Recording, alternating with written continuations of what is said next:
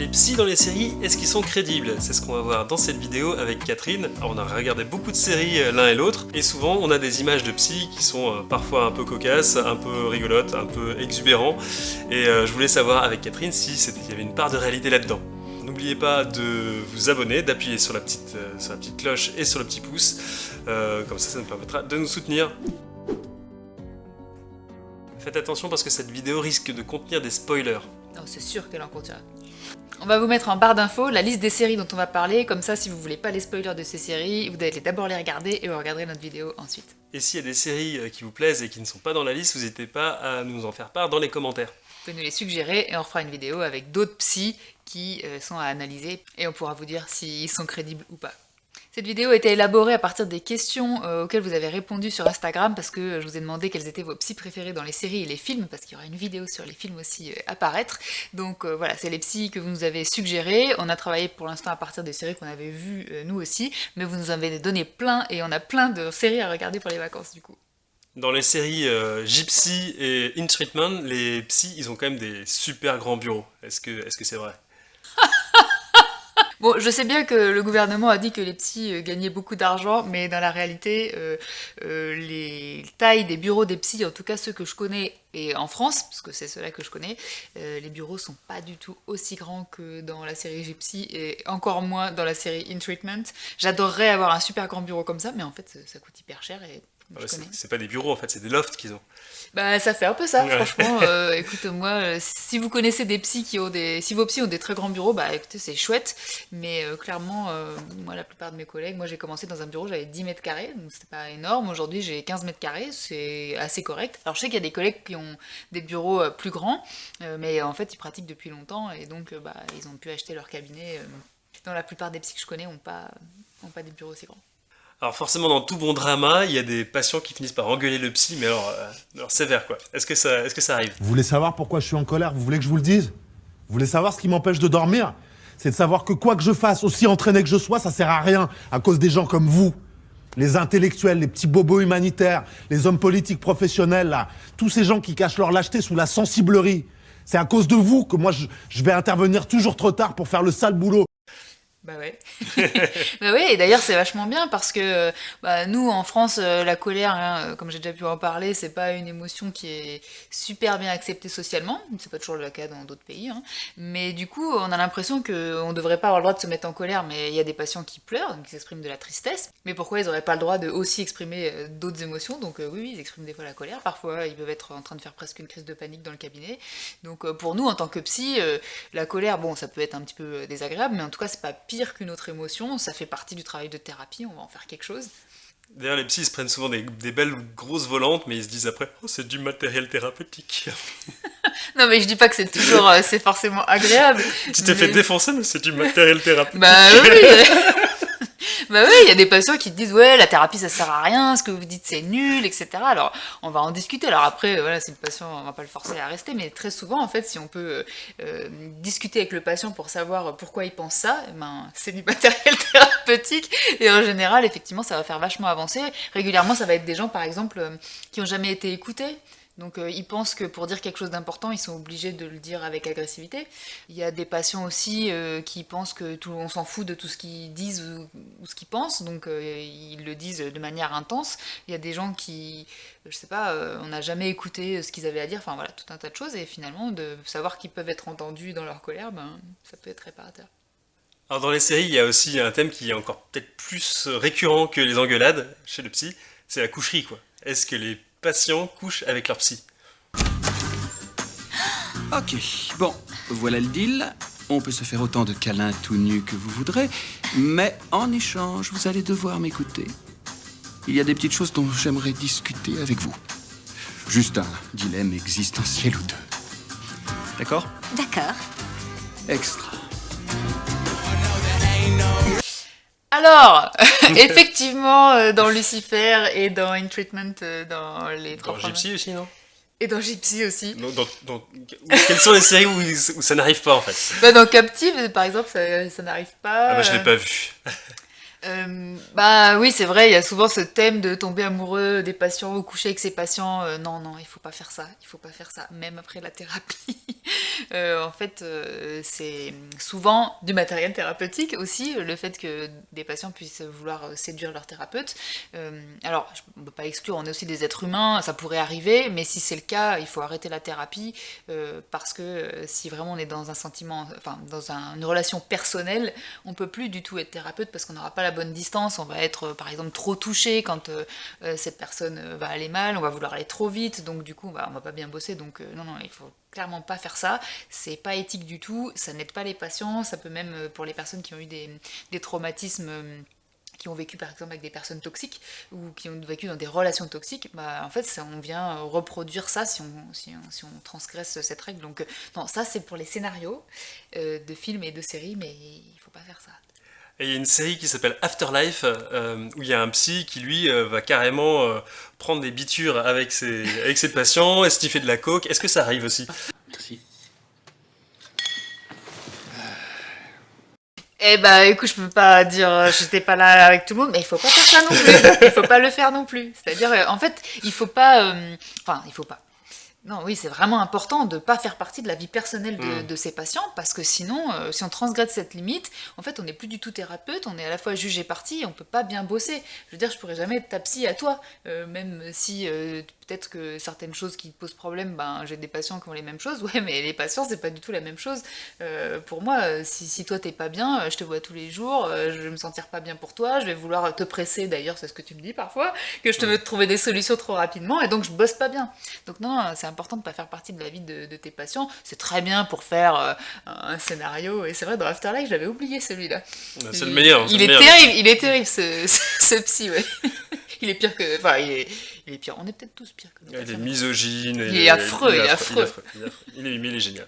Elle croit que vous êtes nul. La solution? Lui montrer que vous valez mieux que ça. Lui montrer votre paire de couilles. Vous comprenez? Mentez-lui. Trompez-la. Devenez un mec.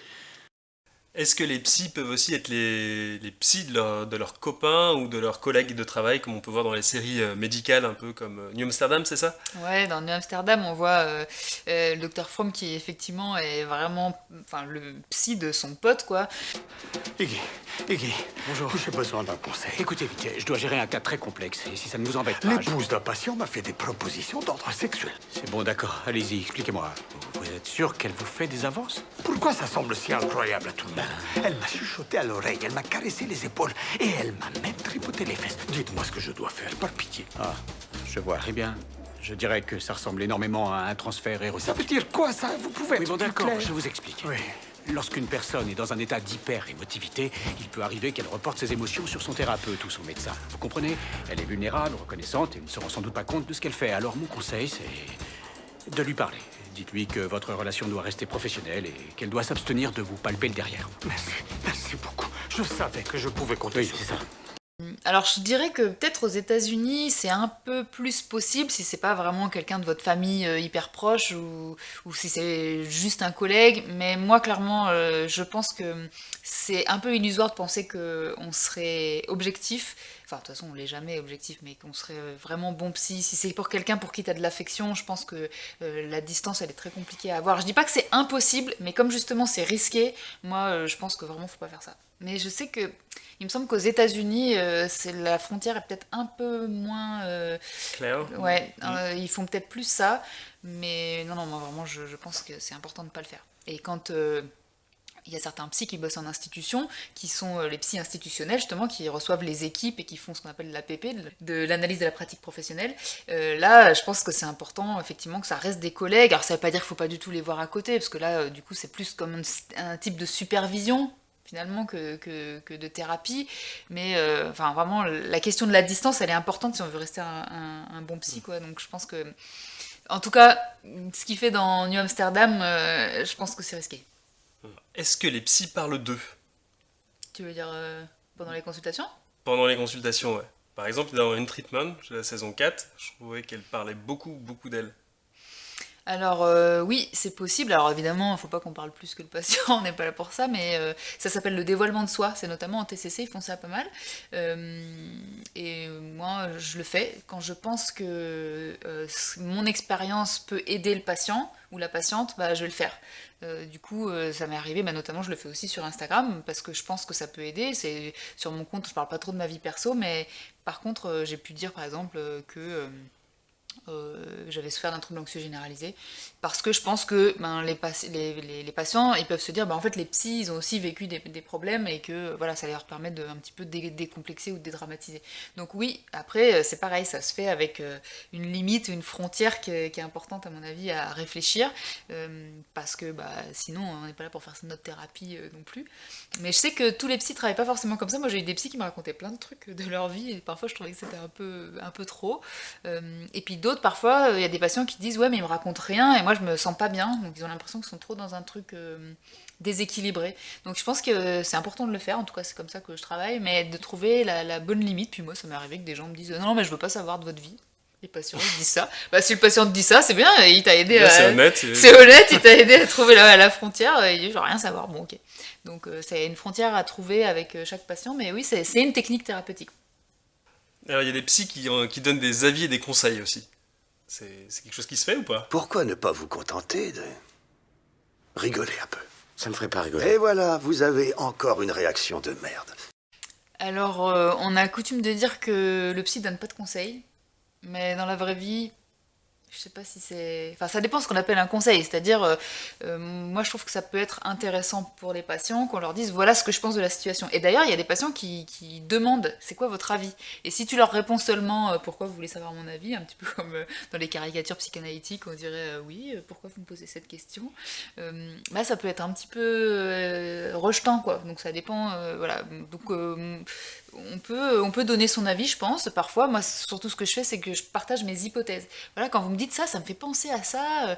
Je me dis que peut-être ça s'est passé comme ça pour vous, ou bien je vais dire là, ça me semble un petit peu disproportionné comme émotion telle que vous la manifestez. Est-ce que ça veut dire que vous êtes particulièrement sensible là-dessus, ou est-ce que vous avez vécu un traumatisme de ce type? Donc je pense que ça peut être vachement aidant, ouais. Après, évidemment, t'es pas là pour juger non plus et donner ton avis chaque seconde, mais à nouveau, à trouver la bonne frontière de temps en temps, peut-être donner quelque chose, ça permet aux patients aussi d'avoir un feedback. Parce que c'est vachement important d'avoir un feedback. Si t'es là face à quelqu'un qui te parle pas, bah tu peux déblatérer, mais enfin, tu peux pas te construire dans la relation. Donc, qu'est-ce qui m'angoisse d'après vous? Le fait que vous changiez, sans savoir quel fait est à l'origine de ce changement. Bien, nous reprendrons la prochaine fois. Quoi? Ah, très bien. Est-ce que les psys prennent des notes? Alors ça d'ailleurs dans les séries, c'est alors quasiment tout le temps, sauf je dis ça, mais celle dans Lucifer elle en prend pas je crois. Ah, mais ça fait sérieux quand même de prendre des notes. D'avoir Ça un fait calepin sérieux. et tout, tac, ça fait... Ouais, et puis celle dans Lucifer elle prend pas de notes, mais par contre elle a une table entre elle et le patient. Alors en fait, moi quand j'ai appris en analyse transactionnelle, j'ai le souvenir qu'on nous invitait plutôt à prendre ni de notes, ni d'avoir de table entre nous et le patient, enfin les patients. Donc on avait vraiment rien entre nous, quoi. Et c'est vrai que ça peut être, pour certains patients, un petit peu confrontant, parce qu'on est, en fait, on est proche, enfin même si on n'est pas, on se touche pas, hein, mais comme il n'y a rien entre nous, ça peut paraître un petit peu... compliqué. Moi au début du coup je faisais ça, parce qu'on m'avait appris ça, donc je faisais ça. Et puis maintenant avec le MDR, comme j'ai besoin de noter certains mots, etc., j'ai pris l'habitude de prendre des notes. Mais je sais pas ce qui est mieux. Je pense que ça dépend. Il y a même des patients qui préfèrent avoir un bureau entre le psy et eux. Donc je pense que ça dépend de chaque patient et aussi des psys, parce qu'il faut que nous on soit confortable avec comment on travaille. Donc ça dépend. Ça franchement, tout est possible. Toi tu préférais quoi? Moi, je pense que j'aimerais bien que le psy prenne des notes. J'aurais l'impression d'être peut-être plus écouté, ou si je le vois marquer des choses, peut-être que je me dirais, bah là, il y a peut-être quelque chose d'important, et j'aurais vraiment l'impression qu'il bosse, qu'il n'est pas juste en train d'écouter. Et t'aurais l'impression d'être important. Peut-être que j'aurais l'impression d'être plus important s'il notait des choses sur moi. Donc ce serait du matériel thérapeutique Voilà, si le psy prend des notes. Oui. Ou alors imaginons, je dis quelque chose qui a rien à voir, et là je le vois qui se met à écrire à fond des trucs. Là, pareil, je serais peut-être aussi un peu perturbé, donc faudrait voir. Est-ce que tu oserais le demander justement? Ça peut être intéressant. Est-ce que tu lui dirais tiens là je vois vachement gratter, ça me... Ah bah non, je pourrais pas. Bah, en tout cas si ça vous arrive et que vous osez le faire, n'hésitez pas. on peut vous expliquer ce qui se passe et ça permet peut-être justement d'avoir un feedback sur vos ressentis. Mais dites-nous vous si vous préférez un psy qui prend des notes ou pas. Et est-ce qu'on peut poser des questions personnelles à son psy?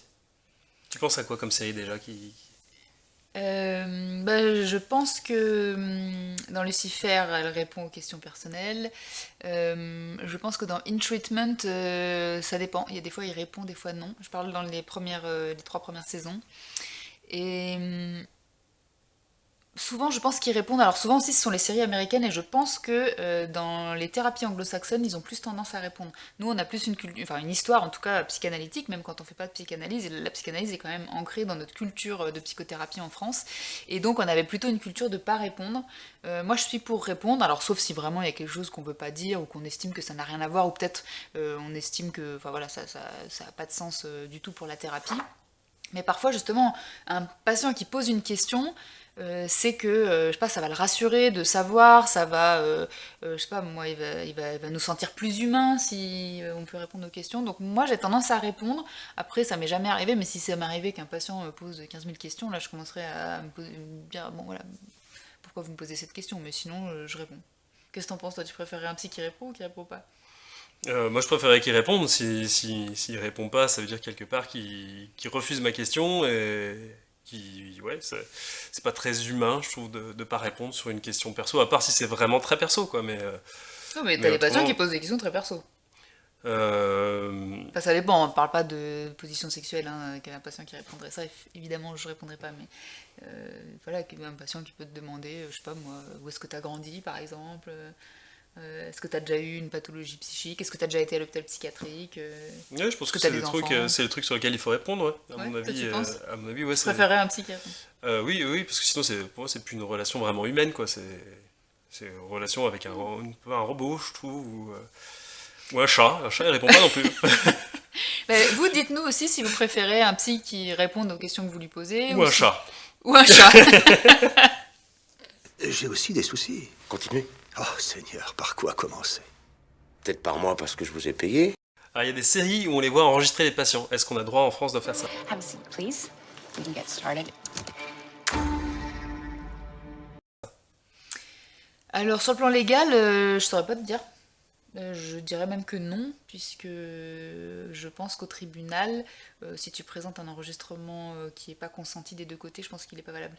Et même derrière l'enregistrement, est-ce qu'il est valable, je suis même pas sûre. Mais Par- ça, c'est au tribunal. Mais Ouais. sinon, Alors, sur un plan déontologique, non. Tu peux pas enregistrer si tu n'as pas demandé l'accord du patient. Donc, à chaque fois que tu enregistres...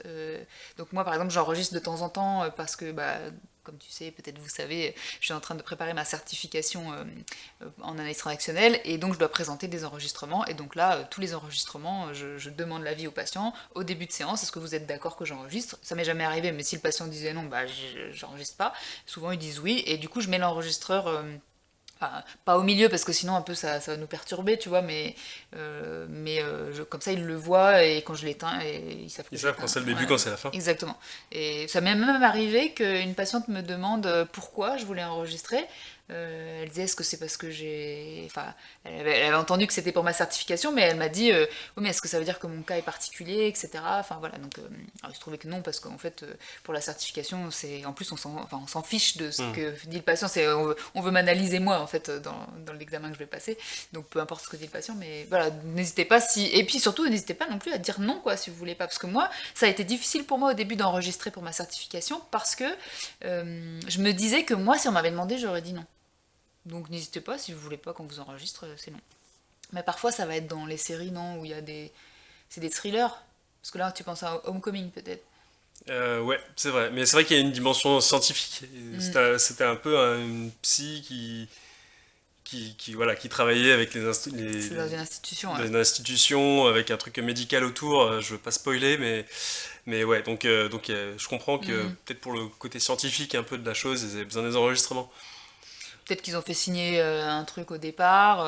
Et puis peut-être que si on parle d'enquête criminelle, alors là pour le coup on a peut-être le droit de... Je serais quand même pour qu'on prévienne ou qu'on demande l'avis du patient. Mais en tout cas en libéral on n'a pas le droit de le faire si on n'a pas demandé. Alors Catherine, toi, quelles sont les séries où il y a des psys qui t'ont le plus plu? Moi j'adore Lucifer. Bon, je suis facile, moi. C'est pas du grand scénario, mais c'est très drôle, j'ai beaucoup rigolé, donc je suis d'accord avec toutes les personnes qui ont dit qu'elle était super, la psy, elle est très drôle. Voilà, elle est pas éthique du tout, hein, elle couche avec son patient, ça va pas, mais c'est un patient spécial quand même, puis il est très beau, non? Afterlife, je suis d'accord avec toi, je l'avais oublié, c'est vrai. C'est toi qui me l'as fait rappeler, mais il est affreux, ce psy, il est très très drôle. Et puis moi, j'adore le psy de New Amsterdam. Il est tellement humain, et puis dans la saison 3, il est vraiment, voilà, elle est centrée pas mal sur lui, on voit plein de choses de lui, et je trouve que vraiment, il me fait penser à Irving Yalom, qui, comme tu sais, est un de mes psy idoles. Si vous le connaissez pas, c'est un psychothérapeute américain qui a écrit des romans. Maintenant, il est assez âgé, il doit avoir 85 ans. Mais il a écrit des romans et des essais de psychothérapie sur sa manière de travailler. Et lui, il est vraiment beaucoup dans le dévoilement de soi, justement, le partage de ce qu'il ressent, parce qu'il pense que c'est thérapeutique. Et je trouve que le Dr Fromm dans New Amsterdam, il ressemble à ça. Et toi? Moi j'ai bien aimé, alors mon psy préféré c'est celui de Afterlife parce qu'il est vraiment nul quoi. Il est tellement nul qu'il est génial. Mais autrement j'aimais bien Julia Roberts quand elle joue dans Homecoming. Je trouvais qu'elle était bonne psy. Alors c'est une bonne psy, on a l'impression que c'est une bonne psy. Il se passe des choses derrière, elle est pas clean, mais en tout cas à première vue elle est chouette. Mais voilà, c'est un thriller et c'est une psy qui est un peu machiavélique aussi, donc c'est voilà. Mais ce qui est intéressant, c'est qu'elle est ambivalente, justement. Elle est assez humaine parce que le plus proche de la réalité, c'est quand même l'ambivalence. On est rarement tout blanc ou tout noir. Et effectivement, elle est ambivalente, elle est pas mal, le personnage est pas mal foutu. Ouais. Et puis je me suis attaché aussi au personnage de In Treatment, enfin, du coup, en thérapie en français, c'est la version française, parce que la saison 4, elle m'a pas accroché. Dans la version américaine. Dans la version américaine, ouais. Mais la version française, j'avais bien aimé, j'aimais bien le psy, même si c'était un psy un peu distant des fois, pas parfait du tout, mais justement, je trouve ça intéressant, ça montre que on est des êtres humains, que nous aussi, on a vécu un certain nombre de choses. Lui notamment, ses vulnérabilités, elles sont vis-à-vis de son couple. D'ailleurs, ça a été repris après dans la version française. Et c'est chouette, je trouve, de montrer dans des séries comme ça que nous aussi, on est des humains. Et la plupart d'entre nous, on a eu des pathologies, on a pu voir des psychiatres, avoir des médicaments, aller en hôpital psychiatrique pendant quelques séjours. Et ça n'empêche pas de faire des bons psys. Je le dis parce qu'on a souvent des questions comme ça avec les collègues sur Instagram, de savoir est-ce que je peux être psy si, je sais pas, moi, j'ai un trouble anxieux, si j'ai fait une dépression, si je suis déjà allée à l'hôpital psychiatrique. La réponse est oui. Enfin, voilà, la question, on peut se traiter. Et puis, on peut en faire une force aussi, parce que parfois, quand les patients nous décrivent ce qu'ils ont vécu et les terreurs qu'ils peuvent avoir, en fait ça nous parle et on sait exactement de quoi il s'agit, quoi. On va en terminer là-dessus. On va regarder tout un tas de trucs que vous nous avez conseillés, puis peut-être on vous refera des vidéos de ce type. Dites-nous si ça vous intéresse qu'on vous en fasse d'autres comme ça. On a prévu éventuellement de vous en faire une avec les films aussi, parce qu'il y avait tellement de choses, on pouvait pas tout... C'est pareil, séries et films, parce que sinon ça faisait trop. Voilà. Donc dites-nous si ce type de vidéo vous intéresse, ou sinon on n'en fait plus, hein. Si vous avez envie d'avoir plus de contenu sur la psychologie, vous pouvez vous abonner à notre lettre psy, on l'écrit tous les deux, Catherine et moi, avec dedans effectivement des séries, mais aussi des livres, des films, des jeux vidéo et tous les articles que Catherine écrit spécialement sur la lettre psy, qui seront disponibles dessus. Elle sort toutes les 2 semaines, c'est ça. Et puis voilà, donc vous pouvez vous abonner en allant directement sur catherinelapsy.com tout attaché. Vous avez une boîte où vous pouvez indiquer votre email et vous recevrez ensuite la newsletter gratuitement. Je suis fatigué. Je suis fatigué de toutes ces conneries. Entendre mes clients pleurer toute la journée, ça déteint sur moi. J'en ai plein le cul. Certains jours, j'ai envie de dire « Ferme ta gueule, espèce de grosse merde ». Va falloir que je passe à autre chose. Ce serait mieux que ce boulot à la con. Bien sûr, je vais y aller.